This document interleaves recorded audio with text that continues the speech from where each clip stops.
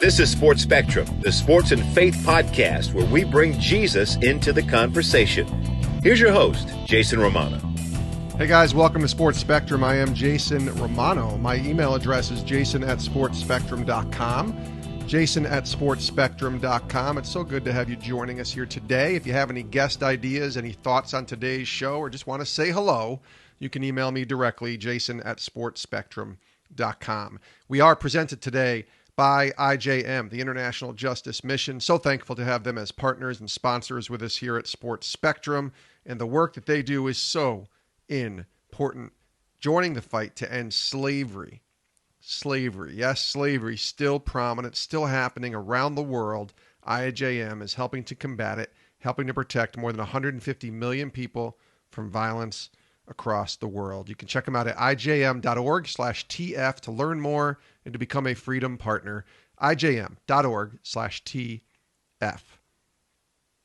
Very excited to welcome back to Sports Spectrum Adam Weber. Adam is the author of a brand new book called Love Has a Name, Learning to Love the Different, the Difficult, and Everyone Else. This could not be a more timely book in what perceives to be the very divided world that we live in right now. Adam is not just an author, he's a pastor. He's the founder and lead pastor at Embrace Church, a multi-site church based out of Sioux Falls, South Dakota. He has a previous book that he wrote, a bestseller a couple years ago called Talking with God, that I read and just devoured. I thought it was a great book on prayer that really helped me, and I've suggested it and given it to other people as well who struggle with prayer. Adam also hosts a great podcast called The Conversation that I listen to quite frequently. He's a huge Cincinnati Bengals fan, and it's weird because he's based in South Dakota, but he's a huge Bengals fan, but it's just strange. But he loves his sports, and listen, Adam is what I like to call a professional encourager. Every time I talk to him, he's a good friend. Every time I communicate with him, tweet with him, text, talk in person, I feel 1,000 times better than I did before I talked to him. So my hope today, as you listen to this interview, this conversation with Adam Weber, that you feel 1,000 times better than you did before you heard it. Take a listen to Adam Weber. His new book's called Love Has a Name. He joins us here today on Sports Spectrum.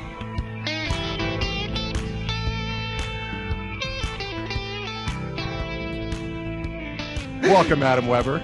Oh, Jason, I'm a huge fan of yours, and I mean that wholeheartedly. I feel like your name's been coming up all over the place, and it's just always a joy to brag on you. And along with being a huge fan of Sports Spectrum as well on the podcast, just a huge privilege and honor to be on with you today. Thanks, buddy. I'm happy to have you back on. And I'm a card-carrying member of the Adam Weber fan club. I mean, I got both books here in my hand, Talking with God, the first book, and we got this new book, Love Has a Name, which is out now, and I want everybody to go read it. Before we talk about the book, though, I'm trying to think, okay, we have him back on. We could talk about the Cincinnati Bengals for a half hour. And we did that, I think, in the first conversation we had. And I see you bobbing your bobblehead there. But your bio, I thought your bio was interesting. It reads this. I thought people would like this. It says you like sitting on your front porch, singing in your car at the top of your lungs, and meeting strangers. The stranger, the better. So if you're car driving, what's the number one song choice that you're belting out as loud as possible, Adam Weber? Possibly to the point where you are embarrassing your wife and kids, which is really what we're all trying to do. Oh, and I embarrass them on a regular basis. So my go-to is worship. So I'll be singing Bethel. I'll be singing Elevation. Yep. I'll be singing Hillsong United. But I'm going to go against the typical kind of Christian answer. Okay. And if I'm just really wanting to get pumped up for a pep rally of a game that I'm not playing later today, I'm listening to Collective Soul. I'm listening to Metallica. Nice. I'm listening to Need to Breathe. Yep. A small band that was very small, Further Seems Forever, is one of my favorite bands of all time. Okay. So I'm not sure if that's what you were looking for, but that's where I'm going. Need to Breathe is on my rotation on a regular basis. They just released a new album too. It's fantastic. Need to Breathe. I got to see them do an acoustic show at a conference, intimate, like just the four guys sitting up there, couple of guitars. It was amazing. It wasn't this, souped out concert venue type of setting. It was just this intimate little conference with a couple hundred people. And I tell you, they rocked it. They're so good. Need to breathe. They're so good. I've only seen them one time in concert. I think it was 2-3 years ago in Omaha. And they put on one of the best shows I've ever seen. And got to hang out with them a little bit afterwards. I had a mutual friend. And they're the coolest people ever. I'm like, can I be a part of the band? I'll just be your friend. Please hang out anytime. Exactly. Anytime you're coming through South Dakota, I'm your guy. Right. I want to be your friend. That's amazing. See, you mentioned songs of belting out in the cars. For me right now, that's Dry Bones. But I think that's Elevation, right? Yeah. This is the sound of the Dry Bones. Dry Bones. Rattle is the name of the song. It's called. Unbelievable song. So good. And I'm just belting it out in the car. My daughter's like, Dad, tone it down. I'm a teenage daughter, and I don't need to have you going crazy right now in the car. But my oldest son is an electric guitar player, and he plays Rattle upstairs. And I think it's literally rattling our house when he plays.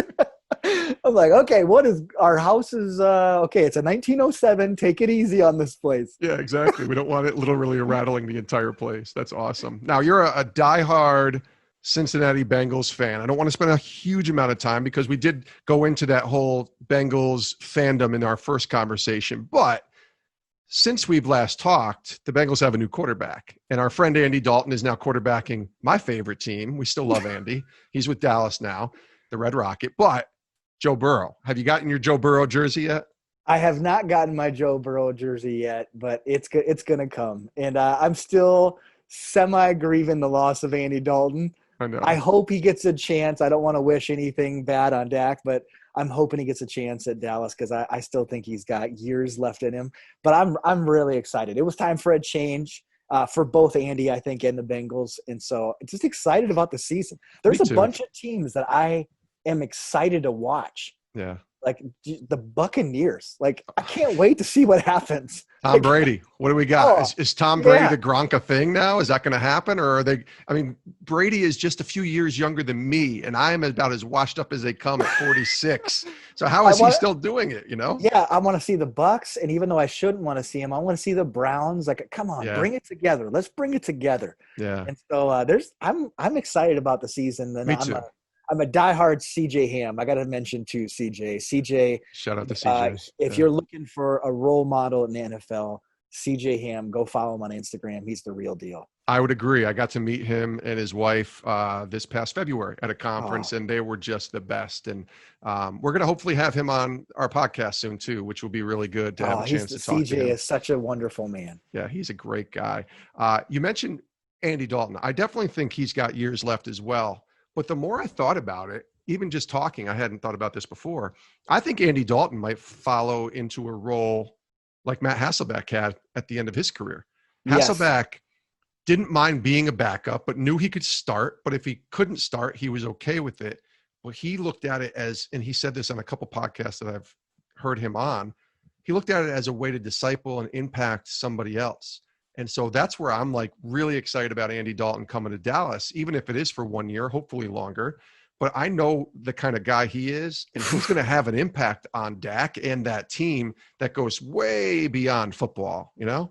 Absolutely. I mean, just his leadership in the locker room is going to be priceless. And I think it's such a good pickup for Dallas, and even the players they have there. It's exciting. And even for the Dalton family to go back to Texas, I think just hometown area. And so I think it'll be really, really good. But I think it was a great decision by Dallas. I hope so. I'm excited about the season too. This will be a lot of fun coming up. That is so cool. So let me ask you again, in the bio that I read, or the whatever you want to call it, the bio on social media, it says, or I think it was for your book, actually, your book bio. It says, you like meeting strangers, the stranger, the better, the strangest of strange. Why is that? Because a lot of us are uncomfortable with strangers who are really strange. They're turning the other way and running. You're not doing that, are you? I'm gonna take this as the greatest compliment from my wife that she's ever said. She said, Adam, all the strange rangers are always drawn to you. And I'm like, you love me? Is that what I just heard you say? Yeah. I think a part of it, I think a part of it is the stranger you are, the more interesting your story is. And so I'll see somebody, and I honestly, everybody else is walking away from them, and I'm like beelining it to them. I'm like, you have to have the most bizarre story ever. And any time that I befriend somebody like that, it turns into one of the coolest things. I mean, and not just even jokes aside and just kind of almost entertainment aside, because you just never know what you're going to discover in somebody. Everybody's got something to offer you as far as wisdom and life advice. They have a different perspective than you do. I don't know what it is, but I've always been a lifelong learner. And so people that are very different from me, I just know that there's something they know that I don't know. And I'm just curious to find out what it is. Yeah. It might be the most crazy bit of information where you're like, I did not know that. That's something. No, I love it. I agree. Other times it's fascinating. So it's being curious. My wife says, you're overly curious, she says to me. And I said, well, that's the job I get to do. I get to ask people questions, but I do it with a lot of people, and I have to kind of pull back a little bit. And remember, I'm not interviewing everybody that I run into, but I am curious about people's journeys and learning about them. But you say the stranger, the better. And that actually leads to the new book, which I think is hilarious. But this book is awesome. People need to go read it. I'm not fully finished with it yet, just being completely transparent with you. But man, I've already highlighted and underlined in the first 60 or 70 pages, just some amazing storytelling, brother. You are a talented author. The book is called Love Has a Name, Learning to Love the Different, the Difficult, and Everyone Else. So tell us about this book, why this topic and the idea. I mean, it really comes back into loving those strange people. Tell us about Love Has a Name. Yeah. So I wrote the book out of a season of pain, actually. And I wrote the book really coming out of a season of being hurt and feeling really, really jaded. Naturally, I just love people. Like, that's always been my natural thing. Well, about 2-3 years ago, that was not where I was at. And for the first time in my life, I didn't want to love anybody. Yeah. I wanted to love my wife and kids, a few close friends, and that's it. Yet, thankfully, Jesus doesn't let us stay there. And so I was like, God, what does it look like to love somebody when I don't want to love somebody? What does it look like to love somebody when I'm jaded, when I'm feeling hurt and wounded? And it's so crazy, because fast forward to today, I'm at one of the most healthy, life-giving seasons of my life. I can't believe today is here. And yet it's crazy that I wrote a book and now it's being released in a time where it feels like our world is where I was 2 years ago. Right. I mean, our world right now is kind of like, I want to love my family, a few close friends. And if you disagree with me, look different, think different, vote different, well, then you can just mind your own business. Yeah. And we're kind of like, I'm going to look out for number one, and that's it.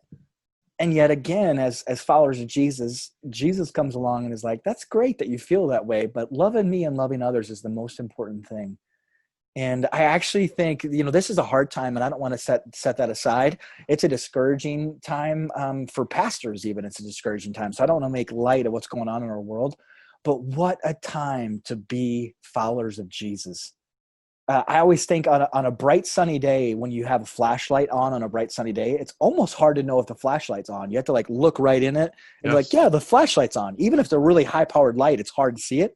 On a dark day, you can even take one of those magnet, like small little flashlights that businesses hand out at parades. On a dark day, you use one of those and it looks like a headlight. And I think right now our world is dark. It's heavy. People are discouraged, bitter, angry. I mean, every day it seems like something else crazy. Is there another hurricane that's going to destroy our world? Like, seriously, there's so much. And so what a time to be different. What a time to extend grace and be patient and gentle. What a time to extend the love of Jesus. Because right now, I'm just saying, it will show. And so I'm excited with when the book released. The timing is just, I can't believe the timing of its release. Yeah, it's crazy. The Bible talks about such a time as this, right? And it's interesting because I can't tell you the amount of people, it's at least 10 who we've either interviewed or I've met or I've talked to who've released books within the last, say, 2 months. Yes. I'll even throw myself in there because of the timing. And people were like, wow, you never thought you'd be releasing your book in the middle of a pandemic or racial unrest or all of this divide that's happening in our country. And I said, no, but almost all of these people, their books and the different topics that they've written about, not all of them, obviously, but they're all kind of timely. God using them right now for this reason. Like, we're in a crisis of loving our neighbor as ourself right now, Yes. right? And so your book, so timely. People have said to me, we're in a leadership crisis right now, Jason. So your book that you wrote is timely. And I've interviewed a couple other people who've written books on anxiety and other things like that. And it's like, when have we ever had a more anxious moment in our lifetime than right now? So it's so interesting, Adam, isn't it? How God can use the timing of something that appears to be a really bad place or a valley of all valleys to still point people back to him through books that, like you and I wrote our books before this pandemic started writing this thing. We didn't have any idea that what was going to happen was going to happen. Well, you're so spot on. And one of the things I talk about, kind of one of the main premises of the book, is there's something powerful that happens when we get to know a person's name. Because right now we want to just label people like you're a Democrat, you're a Republican, and so we can't talk. Like, you think this about masks, I think that about masks. We can't talk. You're voting for this. We just are looking for ways that we disagree, and it's easy to treat people inhumanely when they're a label, when they're a nuisance, when they're an ignorant person that we just disagree with. It's really easy to not love them. But when we put a name with that person, and we get to know their story, something begins to change. It changes. It impacts the other person. The other person feels seen. They feel noticed. They feel cared about. They realize Adam actually sees me as a person, not just as someone who disagrees with him. He sees me and he wants to know me. It changes the other person. It also changes us. Yeah. All of a sudden we begin to just think to ourselves, I wonder what their story is. And I wonder how they became like this. You know, I just think about the grumpy neighbor next door. It's really easy. I mean, he's so uptight about his lawn, and when my kids come outside, I can see his anxiety level rise. Like, you just kind of secretly just want him to go be with Jesus. You know, like, it changes completely when you find out that man lost his wife of 40 years to cancer, and for the last 6 months of her life, he cared for her. It doesn't change anything about him, but it changes you. It's like, oh my gosh, he's still the same grumpy old man, but I hear it's his anniversary next week. I wonder if our kids, the same kids that annoy him, I wonder if our kids would be willing to make a card for him and we could bring it over with cookies. You know, it's cool. It's like the only thing that changed is you know his name and you know his story. Yeah. And I think something powerful happens when we begin to know that. And even for me, even not just like the strange person, the person who's really hard to deal with, I don't know what it is, but God just always challenges me, get to know their story. And all of a sudden you run into their pain and you realize that they've been struggling with alcohol, or their wife left, or their husband left, or they were abused, or they just hit obstacle after obstacle after obstacle. It begins to change you and how you look at them because you know their story. Today's show is brought to you by IJM, the International Justice Mission. And right now, violence is a threat to people around the world who are poor. It's as much a part of daily life as hunger, disease, or homelessness, and it's often overlooked, but not by IJM. They believe every person deserves to be safe and free from violence. So what the International Justice Mission does is they partner with local authorities to rescue victims of violence, bring criminals to justice, restore survivors, and strengthen justice systems. IJM helping to protect more than 150 million people around the world from violence and oppression. It's such important work, but they cannot do it alone. They need your help. They need our help. The help of Freedom Partners, some of IJM's most loyal partners in the work of justice, and their support of $24 or more each month help survivors of slavery and violence from the moment they're rescued until they're fully restored. You can join the fight right now to end slavery in our lifetime by visiting the website ijm.org/TF. ijm.org/TF. Partner with the International Justice Mission and become a Freedom Partner today. Adam Weber is our guest here on Sports Spectrum. Again, the new book is called Love Has a Name, Learning to Love the Different, the Difficult, and Everyone Else. I tell you, in reading what I've read thus far, the chapter that you wrote specifically on Tyler and Travis was the one that I really took an interest in, I guess, because you talked about how they carried you. That was a quote, that they carried you through some rocky waters as a pastor. So can you share a little bit about those dark times, as specific as and as deep as you want to go, and kind of how they were vital, and all of us can have a Tyler and a Travis in our life to kind of help us through and walk us through those difficult moments. Yeah, that's a chapter that's near and dear to my heart too. It's two brothers that I just love so much. I don't know what I'd do with them without them in my life. So I had to make a really hard leadership decision at the church, and it was not a popular decision. And anytime you're in leadership, you're going to have to make decisions that don't make sense to everybody. You're going to be misunderstood. You're going to have people who just flat out are not pleased. It took me 6 months to make the decision, and I only wish I would have made it sooner. But because of it, I had a bunch of people upset with me and ultimately walk out of my life. People who had only seen the best in me walked out of my life after knowing me for 10 years. We're here, Tyler and Travis, people who had seen the best, but also the good, bad, and ugly in me. Instead of walking away, they just got closer and closer and closer. And I can't help but think in that chapter, I talk about the paralyzed man who has 4 friends that carry him to Jesus. They bring him and Jesus is preaching in a house. I think it's Peter's house, Peter's mother-in-law, or I think they're at his house. And there's such a crowd that they can't get him to Jesus. And so his friends, instead of just giving up and saying, well, buddy, we can't get you there. Like, sorry, like going to have to do something else. No, instead they go on the roof of the house, they cut a hole in the roof and they lower him down before Jesus. And Jesus says, basically, their faith has made you well. Not even the paralyzed man, their faith. And I just think here is a crowd full of people, and the only ones that were told do anything are the 4 friends. Yeah. And sometimes you'll feel like you're standing in a crowd of people, and the crowd's not doing anything for you. They're gossiping about you. They were once cheering you on, and now they're booing you. You know, I think even the sports analogy is so true. A crowd will love you and then hate you the next day. Absolutely. And yet you'll really quickly find out who's a friend and who's a fan.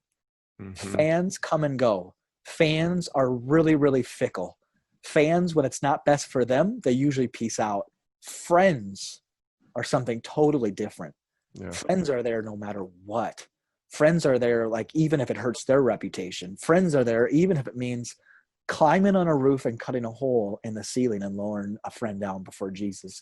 And so I just even to think about who are the 2 to 4 people that are carrying your mat, and then who are the 2 to 4 people that you're carrying the mat for. And these are 2 guys. Both of them are extremely busy. One is a pastor at the church here. He was my first full-time hire. And the other, I think, is the number 2 realtor in Sioux Falls. I mean, he's got a gigantic team underneath him. Yeah. Those 2 guys dropped everything for about 6 months. Wow. And just listened to me just wretched soul and all. I mean, I'll never forget the nights on the phone with them where they just listened. And I think what a challenge for us. Are we a person who, when everyone's walking away from somebody, do we get closer? When you're on your best day, everybody wants to be with someone on their best day. For me, though, the greatest honor is being with somebody on their worst day. Mm-hmm. It's kind of crazy how that's changed. Like, if someone has a best day and I'm not invited, I'm like, oh, totally cool. But when I'm invited on someone's worst day, it's like the greatest honor. Yeah. And now I'm like, that's the day I want to be here. I want to be someone's first phone call on their worst day. Not their best day. On their best day, it's awesome to celebrate. Dude, I love you. Huge success. Great. But on your worst day, man, this is the honor. And we're going to make it through this. And tomorrow the sun will come up. And we have a God who, by the same power that raised Christ from the dead, lives inside of us. We're going to go. We're going to be okay. And that's what I learned from Tyler and Travis. Yeah, that's really well said. I want to pivot a little bit. It's a little bit of a left turn, but maybe not as far as friendships go. Mutual friend, someone I think you were closer to than I was, Jared Wilson. Yes. Since we last spoke on the podcast and on Sports Spectrum, Jared is now no longer with us. And you dedicated the book in his honor to him.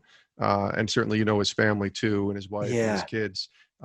Tell me about Jared, and maybe when you found out the news. It's been about a year since Jared left and ended his life, and that was such a shock to so many, and including myself. And again, I didn't know Jared really, really well, but friends on social media, some encouragement, DMs. Always seemed like a great guy when I met him in person.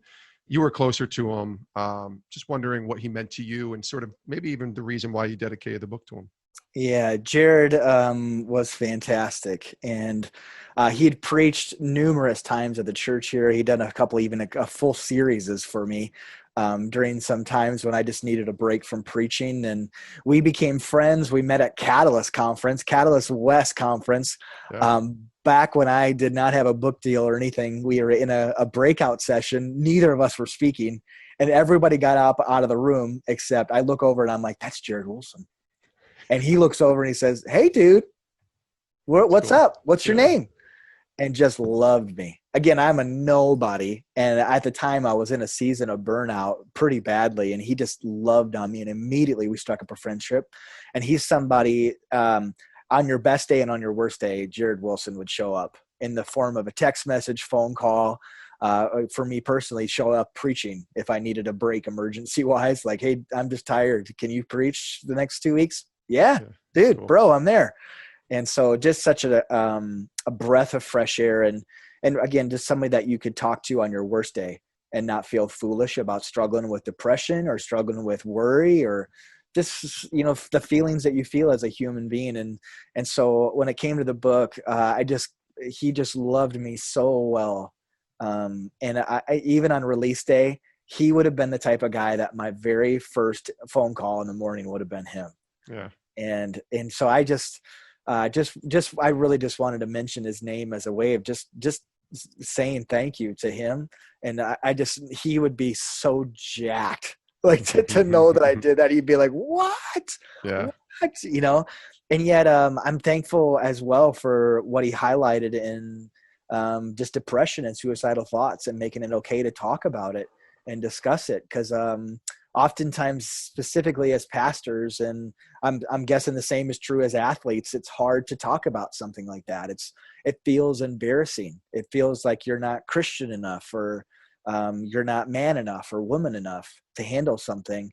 And so he's just brought it to light in such a wonderful, life-giving way. And it was extremely hard when I heard the news. I was basically one of the last people to communicate with him. And so when I got the phone call the next morning after texting him about 11:30 at night, the night before, that he had taken his life, at first I didn't believe it. I actually told the guy that's not possible, because I said I was just texting with him last night and ended up calling his boss, who I'd never talked to before. I randomly had his boss's number. Yeah. And I just said, "Hey, I'm hearing really weird stuff. Like, is this true?" And he informed me that it was. And it's been such a just honor to see Julie walk through it even, and just see her process pain in a really honest, powerful, life-giving way. And just grateful for Jared Wilson. And anybody listening that's struggling, tell somebody, like tell a friend. It's not the right answer. It's not the best answer. And so it's just tell somebody, talk with somebody. It's not, I always constantly tell Sheridan messages, it's the wise person who reaches out for help, whether it's a counselor, whether it's rehab, whatever it might be. That's a really hard first step, to say that you need help. But everybody does. King David needed help. Yeah. And so we need to just admit that. And that's an important thing. And just for the men listening specifically, I think it's so hard for us to talk about our feelings. Talk about your feelings, like get over it and talk about your feelings, because you're not crazy. You just might be sick in that area. I'm talking mental health wise, and gosh, we all get sick at points. And so it's important to talk about it. Thanks for asking about that, Jason. Absolutely. Yeah. I mean, it really moved me, thinking, just seeing everybody and how much Jared impacted them on such a positive level. And then we also lost Darren Patrick, a while back, and Darren was on this show, and also a pastor, wrote a ton of books, sort of an influencer. And I know he had poured into a lot of people's lives. Yes. And you saw that when he had passed and his life was over. And I thought, I think about other pastors, especially those with large influences, and, seeing Jared, seeing Darren no longer here, and not only having to navigate that in their own personal lives, battling anxiety, battling depression, whatever it might be, battling comparison and all of that, Yes. some of the stuff we've talked about. But then you have an influence like you, Adam, which is really where I'm getting to here, is the large impact that you have, not only in a social media space or whatever, but you pastor a very large church as well at Embrace. So walk me through what this has done, and as far as you being able to pastor and, cover a flock of people who are looking to you, but then also what you've kind of had to do yourself, maybe you finding that person to talk about what you're going through, having those feelings get out. Can you kind of share a little bit about that journey? Yeah. I mean, even just specifically with the loss of Jared, before that, my first funeral was a guy that I met with 7 hours before he took his life. And I mean, I was 25 years old at the time, and he was just maybe a year or two younger than me. The guy was a dad. I mean, one of my clearest memories I'll never forget is at his viewal of seeing this man after he had passed. His son was probably 2 years old, and his son was just giggling that day because he didn't understand what was happening, right? And just laughing and laughing and laughing. And I'll never forget praying over him. Nobody knew I was praying over him, but I said, God, this son of his is giggling and laughing right now, having no idea that he's standing in the room with something that will alter the course of his life for the rest of his life. His father has taken his life. Would you just protect him and watch? I don't know why, but that's just and so there's different things. And this is true. I'm constantly touching base a lot of times with even firefighters and police officers and response people. I mean, you just see trauma, and we all see trauma in our jobs in different ways, but that impacts you. And you, like with that young man who took his life, that one was so much of like, what did I miss? And so I think just like constantly caring for your own soul. And so when it comes to caring for the church, like I'll even talk about just honest things, and I'll share, hey, I've seen a counselor at points for this, and you should too. And it's interesting. Anytime I mention a counselor, it's all the professionals who reach out to me and say, I've wanted to see a counselor for years. Who would you recommend? Or I didn't think I could. I mean, there's just like this shame, and like I'm somebody, I should be able to figure this out. Well, you're not a counselor, and even counselors need counselors. So I think it's almost that giving that permission to people. I tell the very first time I went to a counselor, I'm sitting in the waiting room, and no kidding, 4 of the people in my church are there. In the waiting room. Wow. And I mean, it's just like, oh my gosh. And everything, I was so embarrassed. It's like, yeah, I'm here too to see one of the people back there to deal with how messed up I am, right. Like see you Sunday. Yeah, see you Sunday. And so it was a really hard thing, but even in sharing that, everybody started laughing when I shared that on a Sunday. Yeah. But I think it was just like, it was almost laughter, like relief laughter, as far as like, oh, I needed to hear that. Yeah. And so I think that's been one of the ways, as far as like caring for my soul and making sure I'm doing the hard work of making sure I'm at a good place, but also allowing people to see bits and parts of that. Even with Jared, when he passed away, I probably shared as raw as I ever have, just to kind of let a door in a little bit. And even with that, I'm always like, gosh, is this too much, too little? And I'll even, just to be honest with you, I'll share a post with a friend of mine on staff for them to read it before I post it. Yeah. And just say, hey, is this wise? Because there's also a part, it's almost like in front of your kids, how much do you share? There's a wisdom and discernment that you have to go through there. Sure. And so I run it past a group like, hey, is this too much? Maybe if you change that. Okay, perfect.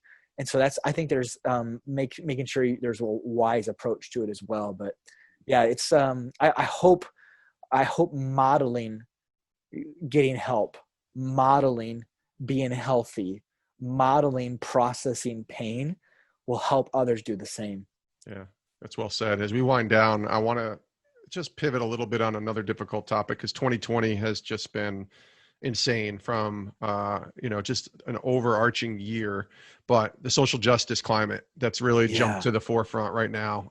This past summer, you're a white pastor, I'm a white dude, but you're also the father of 4 kids. And one of them has dark skin. He's from Ethiopia, right? It's Wilson is his name? Wilson. Yep. How have you processed this as a pastor, also as a dad, ministering to your congregation, having those conversations with your family, and especially those that look to you for guidance, just with everything that's been going on? Yeah, it's I'm definitely I need to start by saying I am far from having all the answers. Yeah. And I feel like I've stood on the sidelines too long in this area. And so I've been pushing myself out of my box. I'm a person who is much more, the words in the book is so me. I'm a person who will love the person right in front of me. And I'm also, but I'm the person who's, I'm like, instead of talking about it, let's go do it. Yeah. I'm not a theory person. I'm much more of a let's actually do it. Like, let's actually befriend people who look differently than us instead of one nice post to make you feel good. But what I've really even learned from my African American brothers and sisters, my Native brothers and sisters, is you can do both. Yeah. Because I would probably not do one because I was cynical. I'm like, hey, white guy, you're posting this post and you live in the whitest neighborhood in town. Right. Like, yeah. I feel like in my sense, I would feel like they're talking out of two sides of their mouth. And so I'd almost like, I'm not doing that. But then again, in conversations of just me learning, but hey, Adam, it's also like, you also have a voice and a platform. Yes. And I think I probably undersold that in my own brain of how big of a deal that is. I'm like, I want to live it out 10 times before I talk about something. That's just kind of probably my MO. I want, like, when you dig underneath something I say, I hope there's substance instead of like, oh, he's really good at posting the right things, you know?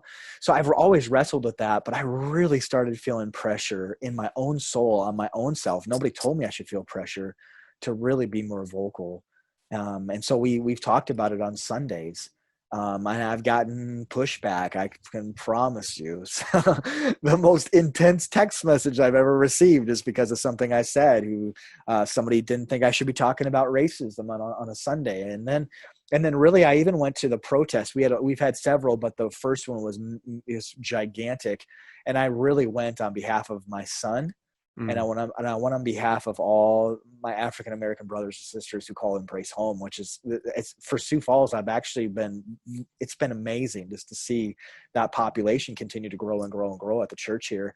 Yeah. But when I was at the protest, it was so cool to have all these Embrace folks, again, African American brothers, coming up to me and just saying thank you. And what I said back to each one of them, I said, I'm sorry it took so long for me to show up.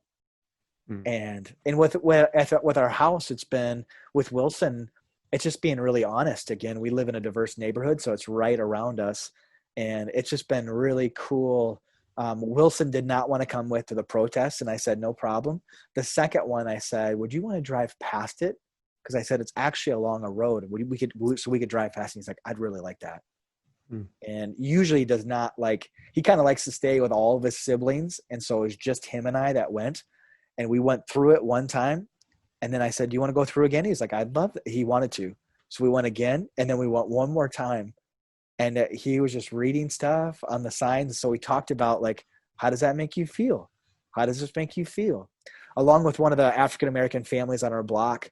He's very blue collar, not on social media. So he doesn't post random things, whatever. Yeah. And so I just wondered how much it influenced him. So I said, hey, can I ask how you're feeling? And he said, it's been really, really heavy. It's been a lot. And even that, like, really ministered to me and challenged me. Because again, he doesn't care about likes and posts and what you should do or not do. He just shares with where he's at. And so to hear that honestly from him was really, really powerful. I think for me, it really challenged me to just listen a lot better and really try to process pain. I read the book Be the Bridge, my wife and I did. Yes. By Latasha Morris. And then also, oh my gosh, the film Just Mercy. It was just another Brian Stevenson. Yeah. Oh my gosh, I got to hear him preach a couple of years ago at Alpha Conference in London. And I knew when that movie came out, I wanted to see it. And it was powerful. So just trying to just listen. And so I'm a work in progress is what they call me. Well, the progress of your work is doing really well because Love Has a Name is out now and people need to go buy it. Learning to Love the Different, the Difficult, and Everyone Else. It could not be a more timely book in the state of our country. So people need to go get it. Adam Weber, love you, brother. I'm so glad that you came on the show again. And I hope we have like 20 interviews because I'm always encouraged when I talk to you. Thanks for joining us, man. Oh, thank you. And it's a two-way street. Just love and appreciate you so much. Your biggest fan is here in South Dakota. So cheering you on big time. And many thanks to my friend Adam Weber for joining us here today on Sports Spectrum. I'm holding in my hand his new book. It's called Love Has a Name, Learning to Love the Different, the Difficult, and Everyone Else. Go get a copy. I'm telling you, you will be better for it. Adam is a gifted writer, a gifted communicator, and a really great guy. And I'm so glad to have him back here on the show today. We hope you enjoyed the conversation. You can actually go listen to our first conversation with Adam. It's on demand right now. It's from 2019, and it really goes back into the depths of his fandom as a Cincinnati Bengals fan, but also takes you through his journey as well to finding and growing this amazing church that he has in Sioux Falls called Embrace, which was at one point the fastest growing church in the United States, was Adam Weber's church. So he's a great guy. You can check out the website, adamweber.com, to learn more, adamweber.com, and go get the book, Love Has a Name. Many thanks to Adam for joining us here today on Sports Spectrum. We thank our partners and sponsors as well, the International Justice Mission. You can check them out at ijm.org/TF to become a Freedom Partner. And then go check out our website as well, sportspectrum.com, the home base for all of our content here at the Ministry of Sports Spectrum. Articles, devotionals, podcasts, all available right there at sportspectrum.com. Lastly, whatever app you're listening to this podcast on, we'd love it if you click that subscribe button. That way you never miss an episode of Sports Spectrum. We're releasing them 3-4 times a week now. And it's a great way to stay in touch with all that we're doing, especially with the podcast, by clicking that subscribe button and never missing an episode. My name is Jason Romano. I'm so grateful to you for joining us here today. Thanks for listening, and we'll see you next time right here on Sports Spectrum. Have a great rest of your day.